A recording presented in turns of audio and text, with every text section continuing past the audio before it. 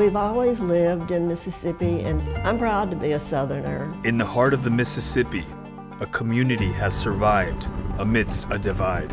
The Delta is mostly regarded as a black and white thing.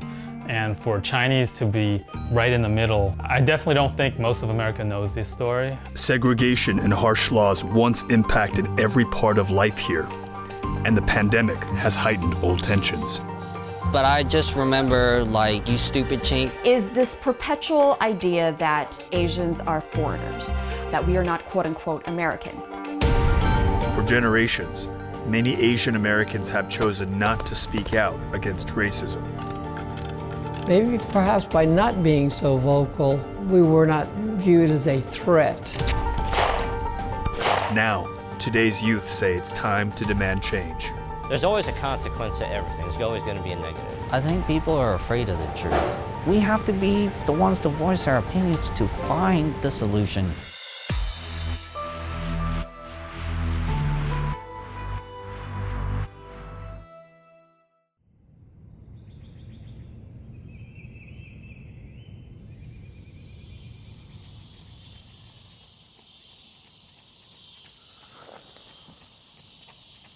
Being here for basically 3 generations, being seen different, it does kind of make you feel alone. A lot of the times when I've experienced racism, I'm not allowed to stand up for myself. I'm here on the banks of the Mississippi River in what I think is the heart of America. There's such a deep legacy here that's shaped the country into what it is today, for better or worse. And I came here to meet a community that I never would have expected to find here at a very vulnerable time when we're all forced to think about identity and how we all fit into society. In the late 19th century, after the Civil War, plantation owners recruited early Chinese immigrants to work the cotton fields. But they didn't stay in the fields.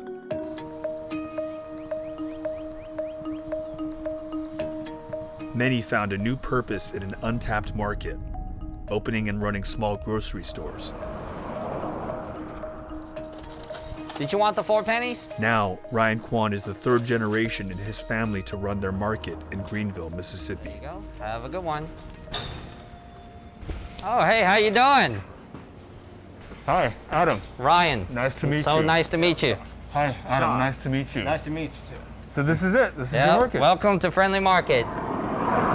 Ryan is part of a dwindling community of Chinese Americans in the Mississippi Delta. He had dreams of moving off on his own to the big city, but when his father died suddenly of natural causes, he stayed to run the grocery store with his mother. So where do you live? So I live in the back, actually. Just like on the other side of that wall? Literally, yes. Oh, so wow. as soon as I open the door, I'm home. You know, you as a Chinese American, do you feel like you've gotten, you know, like increased hostility from people? Last year was probably the worst year for us. I think we had a lot more criticisms as well as racial slurs thrown more than this year. Got all different names. Wuhan. Wuhan was catching on. Coronavirus, right? Kung flu. Kung flu. At the beginning of the pandemic, the FBI warned of a surge in hate crimes toward Asian Americans. Tonight, the FBI is stepping up its efforts to counter the shocking surge in attacks on Asian Americans. In 2020, anti-Asian hate crimes in America's 16 largest cities increased 149%.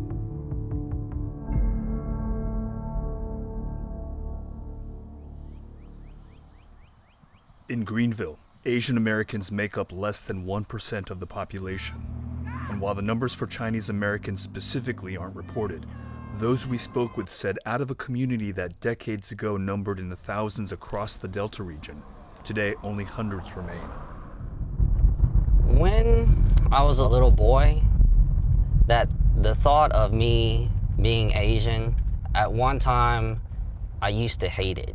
I used to hate the fact that I was treated so badly, and every time I looked in the mirror, I felt that I hated what I am because I felt like I was a monster because they would do the little typical, you know, pulling their eyes down. This is where I went to school, right here. How many years were you here? I was here for 4 years. Coming to school, I always felt like I was an alien just because of my physical appearance. One particular memory that I have from this school being bullied was when I was in the gym. I could hear people laughing at me. So I couldn't see who it was, but I just remember, like, "You stupid chink" was one that stood out to me the most. I remember growing up being very aware of the fact that I was Asian as well. Right. Difference was there were a lot of us, you know. So yeah, there was bullying, but then, you know, a third of the population in my school was Asian. So, you know, there was like safety in numbers.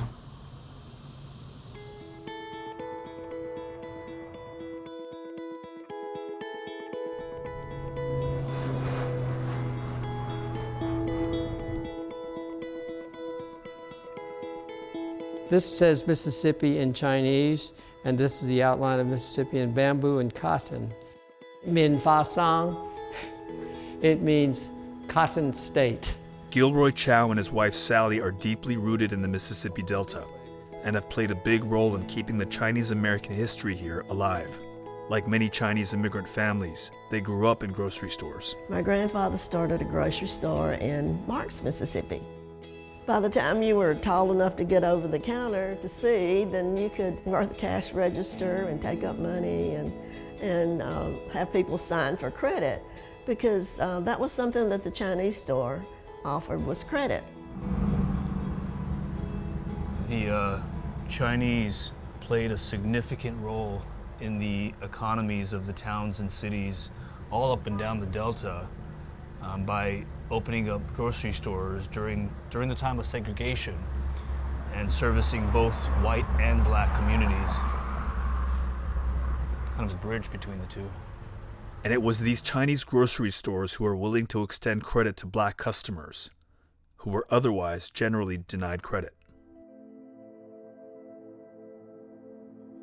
The Chinese Exclusion Act of 1882 to 1943 was the first U.S. federal law to ban immigration of a certain nationality, and harsh state and local segregation rules affected most areas of life for Chinese immigrants. In some places, Chinese people couldn't marry interracially, and public school education for Chinese kids was segregated or banned. For many, it was the church at that time that provided a haven for education and community. Growing up in the grocery store, because of the Exclusion Act, the Chinese were not able to buy a house in the community, and many of us just lived behind the store. And it was fine, because that's all we knew. And as we got older and had friends, in the Caucasian friends, they lived in houses, and we thought, well, that's different. You talk about Mississippi and you think about black and white, but the Chinese have always been there, and we've always just done our thing. Survived financially, economically, socially, maybe perhaps by not being so vocal. We were not viewed as a threat to either the whites or the blacks. But not being viewed as a threat meant that many Chinese Americans weren't seen at all. Another part of the museum is honoring the Chinese veterans. Nearly 20,000 Chinese Americans served in World War II. But while service members from other communities have received awards and recognition for their sacrifices, Chinese Americans had to wait over 7 decades until 2018 to finally get their due. My Uncle Pap said that he saw the sign with Uncle Sam, and he said, it says, of course, I want you.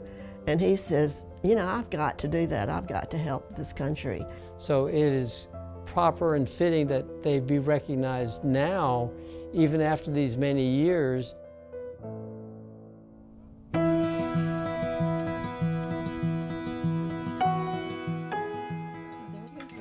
You want your honey? Okay, I'm gonna get Get the milk? I'm gonna get the orange juice. Do you remember hugging Grandpa when he was crying? In the museum, when we went to the Mississippi Delta Chinese Heritage Museum. When we found his Chinese Bible in Mississippi. Larissa Lam and her husband Baldwin Chu are filmmakers in Los Angeles and part of a growing movement in the Asian American community to rediscover their heritage and speak out about anti-Asian American racism. It's been really harmful in a long-term way that has led to, I think, a lot of these anti-Asian attacks physically, is this perpetual idea that Asians are foreigners, that we don't belong, that we are not quote-unquote American. How many times have I been asked, where are you from? And I'll tell them, I'm from Los Angeles. And they'll say, no, where are you really from? And I'll say, I grew up in Los Angeles. And that answer isn't good enough. In recent years, Chu discovered his American roots are in the Mississippi Delta region and has turned his lens to the area to learn more about his ancestors. He says the racism he experienced growing up in California is part of what fuels his activism. Probably the first week of school, I got beat up. You know, the kids were like, hey, you're Chinese, huh? You must know karate. So they tested me during recess, where all the white kids like pushed me up against the fence and kicked me and punched me and stuff like that. Oh man, you're gonna make me break down.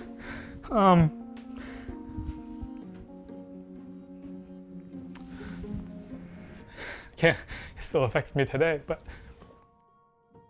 Chu and Lam made a film that is now used as an educational tool to teach about the history of the Chinese in America. There's Harold's, that was Ralph's. So it was 3 Chinese stores right in a row? Yeah.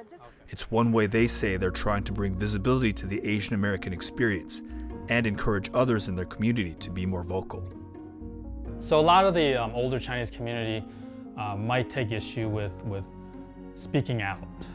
Even as I was growing up, I was told to just keep my head down. But I hope that the newer generation doesn't feel like they need to silence their voice too. There's this model minority thing that was in my life all my life, and we felt like this thing kept saying, stay silent, and everything will be okay. You'll finally be accepted by the majority if you don't cause waves.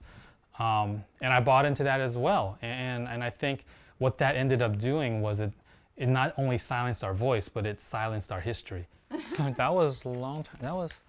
Baldwin and Larissa's daughter Kalia is 6th generation Chinese American. I think that Chinese American history should be known in all schools. And my parents, they're trying to get the movie in schools too. It's still American history. It's just because it's Chinese American doesn't mean it's not American. This issue of staying silent keeps coming up. It's something that I think most of us Asian Americans have grappled with. There's this idea that if you keep your head down, then problems will go away. Unlike many Asian Americans, Ryan isn't staying silent anymore. How long ago did you start working out?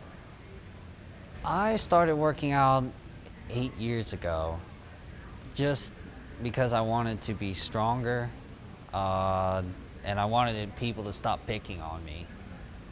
Has it helped? Most definitely. Yeah? All right, go to it. How many reps are we going for? I'm pushing for 8. All right. No one. So much has been said about COVID. How has that impacted you? I've actually had people tell me, go the F back to China. You don't belong here. Being Asian, and I can say this because I've experienced it as well growing up in a Japanese household, we were often taught to just sort of grit and bear it. I think people are afraid of the truth. It's time for people to recognize who we are. I have pride. Every person should have pride, no matter what color you are, no matter what gender you are, whatever it is, I don't care. If I must go through that phase again where people start to bully me again, guess what? I'm gonna stand up to you. I am not your average Asian. Are you afraid of the repercussions of talking to us about what it's like growing up, what it's like being Chinese in the Delta? To be honest, I am. Because I feel a lot of my own people are afraid. We have to be the ones to voice our opinions to find the solution. Even if we're alone, it's a burden that you have to carry. And I mean, it's sad for me because people don't understand how much I have to put up with. You know, constantly sitting there in the store listening to that kind of about, oh, y'all people have COVID 6 days a week, man. Events from the past still haunt Ryan. His grandparents also owned a grocery store in Greenville, which became a place of tragedy for his family. Okay, so this is my grandfather's shop, and he was murdered here. 2 teenagers decided to skip school and had planned to rob him. They shot him point blank in the head. You think it was because he was Chinese? I would believe it's the stereotype that he's not, because he's Chinese, he's weak. What kind of an impact did that have on you? When I was very little, I was very angry. You took someone from me that I can never get back. Do you think about your grandfather's death? There's not a time I don't go out my door. I'm not afraid that someone was gonna come up to me and shoot me. There's not a moment that when the store opens or closes that I don't think about it.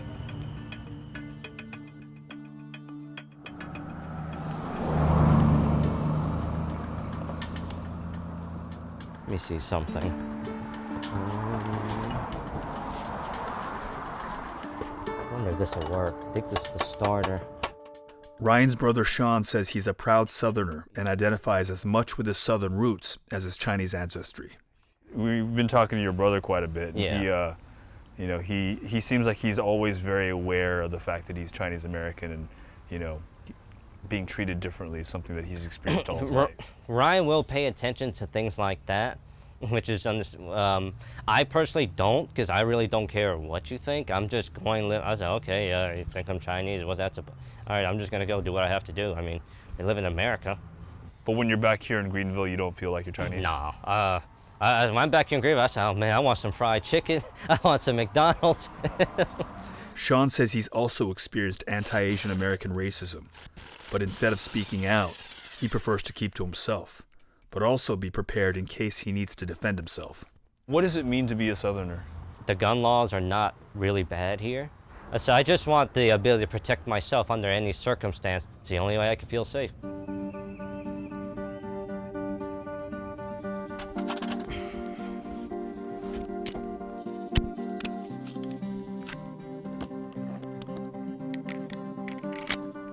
I was probably about maybe 11 years old. I see my dad grabs his gun. And so the first thing he do, we go up the steps into the store and my dad points and he's screaming in Chinese, like, Mom, where are you, where are you, where are you? All of a sudden I see this figure coming out like this and it's entirely like bloody.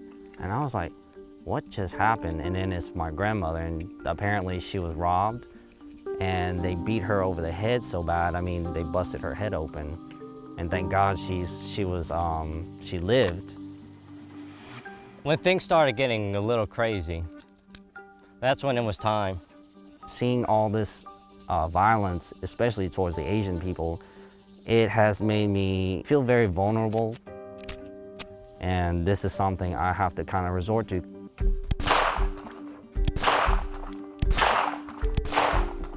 All right, now I got a beat for it. Come on. I want you to remember how to load it, check it. You put the mag in. Okay, rack the slide. I feel a bit uncomfortable just because I'm not used to holding one. Put your arms out straight, bend it back a little bit so you have a bend. No, put your arms straight out. Yeah, bend it back a little bit. And then just give it a squeeze.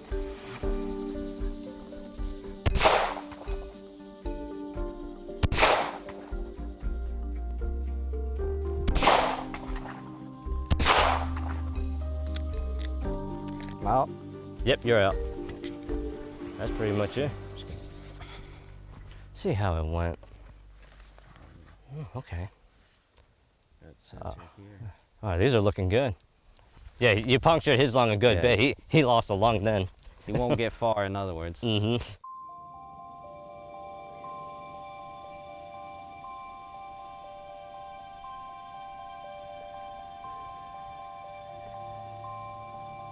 Picked a nice hot day to go out. Oh yes, bright, sunny, right after Hurricane Ida, so we're good. Gilroy and his brother-in-law Audric represent members of the community that hold traditional views of self-reliance and determination, but who also recognize that a reckoning is unfolding that calls to the new generation to forge a different path.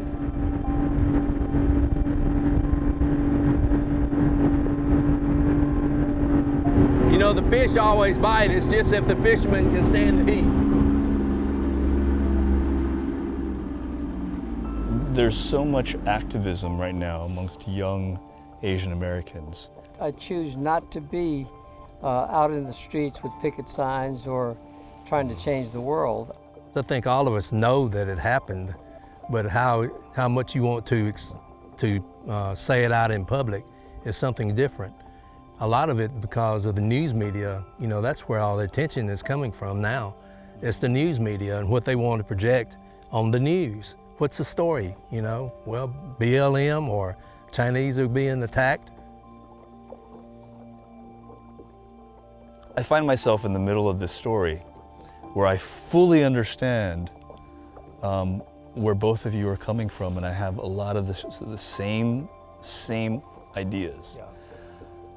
But I also, again, I have to check myself, and I cannot ignore that there are many other Asians who do feel that they've been wronged, or that there are injustices that endure. You know, I think for the first time we're being forced to have these conversations, however uncomfortable or annoying they may be.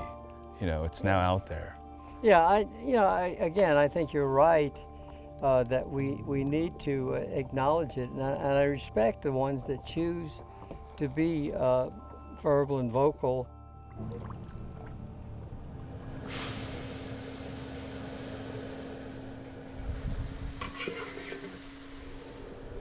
I think it's ready. I can smell it. It's ready.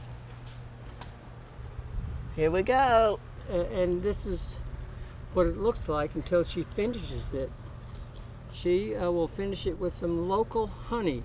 Huh.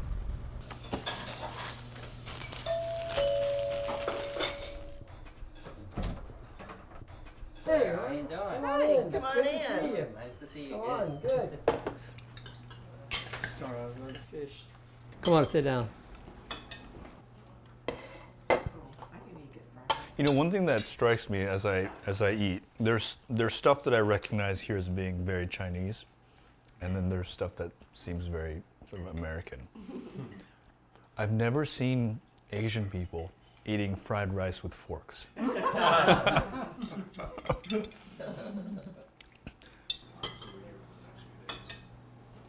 Well, being in the grocery store business, I've always enjoyed hearing a lot of the older generations discuss how the Chinese and the black communities were able to communicate well despite the fact of the racial differences. But I also feel like language-wise, they could still communicate despite the broken English. Now, at this time, I feel that a lot of that has sort of drifted apart. Are you at all surprised that someone of Ryan's generation is experiencing a lot of this now? I'm not surprised at all. Especially with the whole country has just gotten a little bit too sensitive. I remember when, you know, even though we were discriminated against, you know, called racial slurs, it was a fun, happy time in the 60s. I mean, the 60s and 70s. Music was great. Football, you know, everything was great. But it just seems like everything now. You know, I really feel sorry for this generation because they're just not experiencing the things that were so good back when we were in our 20s and 30s.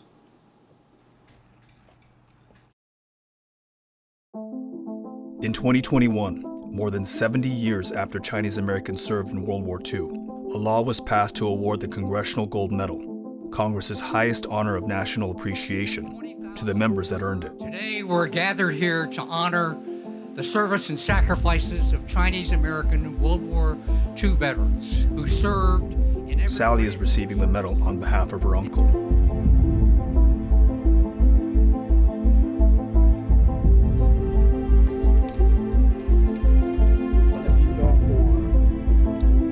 When I didn't stand up for myself, I felt empty. I felt parts were missing.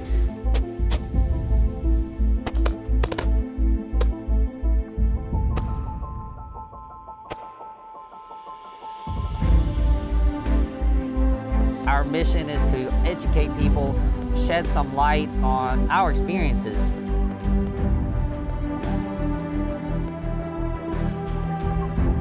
We might not like what we have to say to each other. We don't have to. But in order for us to sort of work together, we have to negotiate here. We have to treat each other with some type of respect, you know?